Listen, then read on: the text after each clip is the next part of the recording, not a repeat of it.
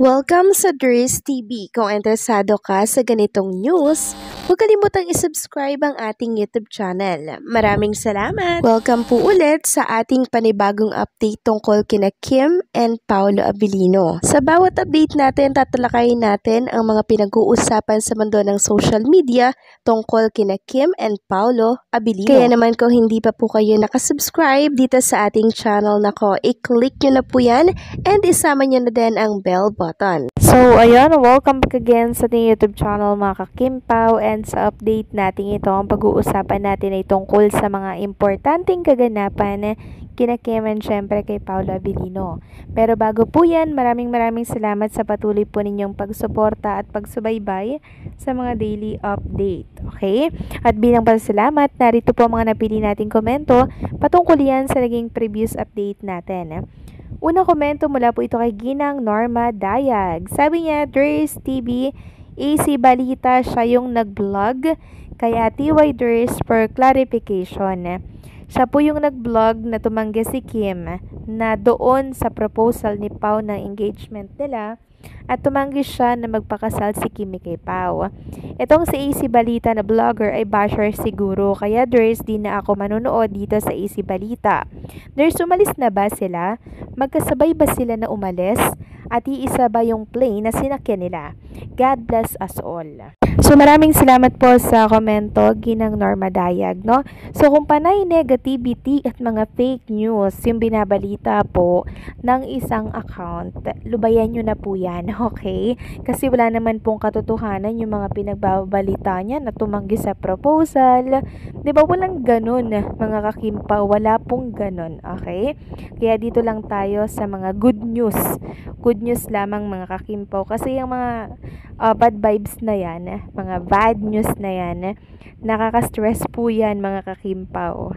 About naman po sa pag-alis ni Kim and Paolo Abilino, hindi pa po sila umaalis papunta po ng ASAP, England, and possible na sabay naman talaga sila mga ka-Kimpaw, lagi po yan.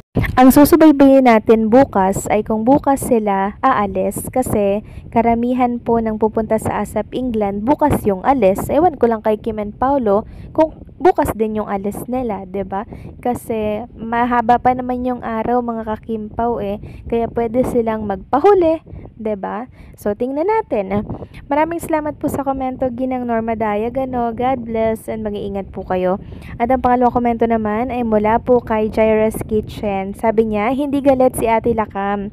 Nakapalo pa si Kuya Pao kay Ate Lakam at si Ate Lakam din still following kay Paolo.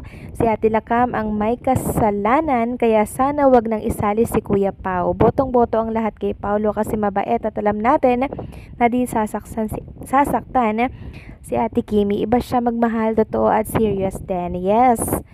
Yes, no, tama ka, Jairus Kitchen. Nakapalo pa si Lakam kay Paolo at ganun din si Paolo kay Lakam. Kaya sana wag nang bigyan ng issue ng iba dyan na kesyo hindi boto si Ate Lakam kay Paolo. Si Ate Lakam na nga po yung nagsabi na kung saan masaya si Kim, doon siya. Kaya wag na po tayong magpapaniwala sa mga fake news, okay? At ang pangatlong komento naman ay mula po kay Ginang Remedios Ramos. Sabi niya, there's talagang mga basher, wala nang ginawang mabuti. Fake news yan, sana naman manahimik na lang kayo.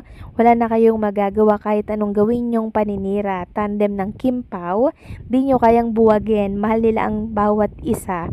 There's salamat ng marami sa iyong suporta sa kanilang dalawa, basta ako Kimpaw forever. Maraming salamat din po sa patuloy po na pakikinig, Ginang Remedios Ramos, no?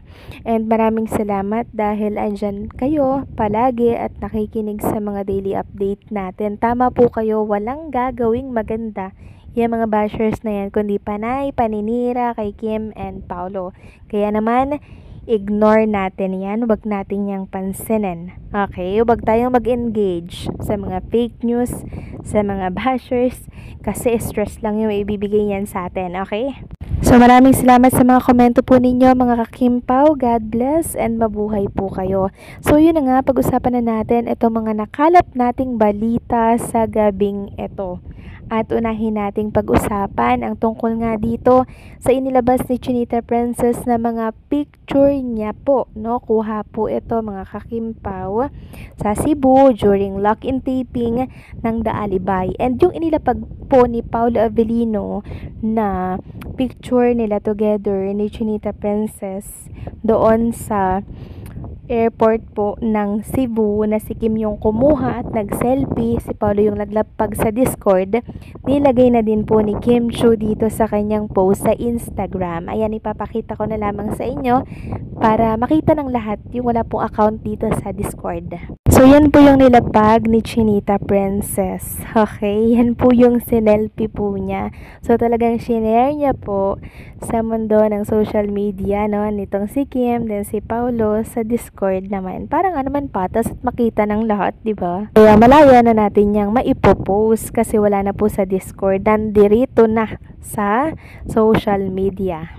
And ipapakita ko pa sa inyo mga Kimpaw yung ibang shot ni Chinita Princess. Meron nga video dito na naglalakad siya, no?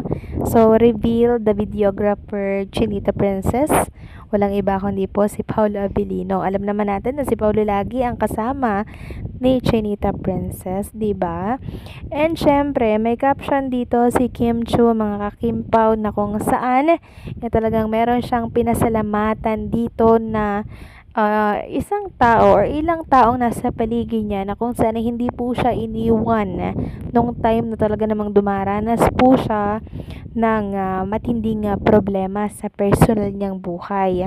Sabi nga dito ni Kim Chiu, life lately been in Cebu for almost a month now, shooting for a new series coming very very soon, The Alibay Dreamscape PH.